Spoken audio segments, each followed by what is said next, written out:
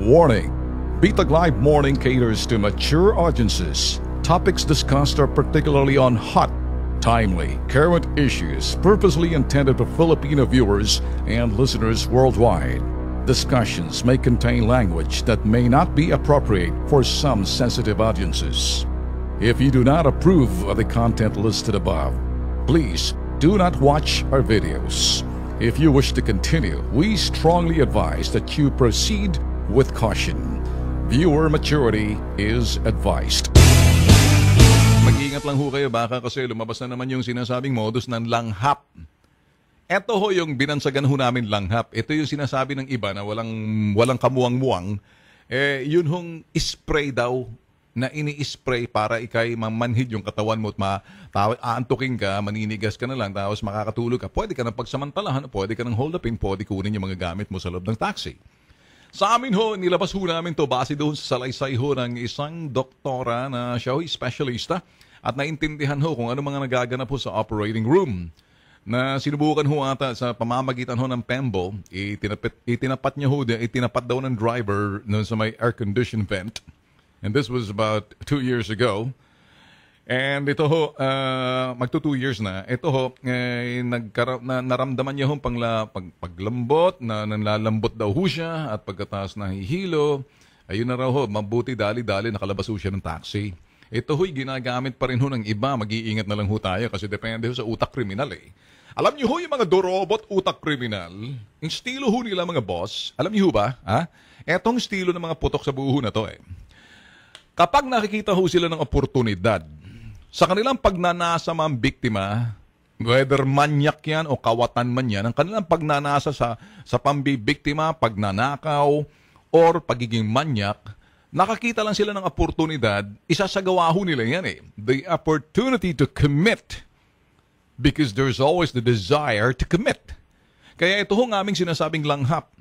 Ito ho yung modus ng mga taxi driver nang nalalagay ho sila ng ito ho'y either yung iba sinasabi ini-spray kasi pag in-spray mo makikita ang pagmumukha mo, huli ka agad. Samantala yung iba naman or iba nilalagay lang ho sa Pembo na basa tapos may likido ho na chemical na ginagamit ho doon sa operating room na parang ikay maantukin, makakatulog na may liquid na sa tagal ng panahon na ilalagay sa air conditioning vent diretso sa likod. Pagkatapos bukas ho yung bintana ng driver para hindi niya ho malanghap at makakalanghap lang ho ng amoy na nasa Pembo na yan ho'y liquid na nabibili ho dyan sa mga putok sa buhong mga sabihin na ho natin mga ewan kung sila'y drugstore, butika o farmasya sa tabi-tabi na kung minsan ito'y sinubukan ho ng mga bitag undercover na nakabili ho kami. Hindi na ho namin sasabihin kung saan lugar pero kabisado ho ng mga sindikato at ng mga driver na gumagawa ng kalokohan na pinalalanghap ho yung likido na yon or sinasabi ng iba spray pero kalamitan ho nalalanghap mo yun kasi nilalagay ho na sa Pembo, nilalagay sa may air-conditioned vent pagkatapos pag yan ho'y ibinuga ho ng aircon diretso sa likod, malalanghap ho ng pasahero lalo-lalo pag maitsura ka, sexy ka, yari ka. Ang purpose ho niyan para makuha yung mga gamit mo. Yung iba naman pinagsasamantalahan, dinadala ho sa liblib na lugar. Kaya mag-iingat ho kayo.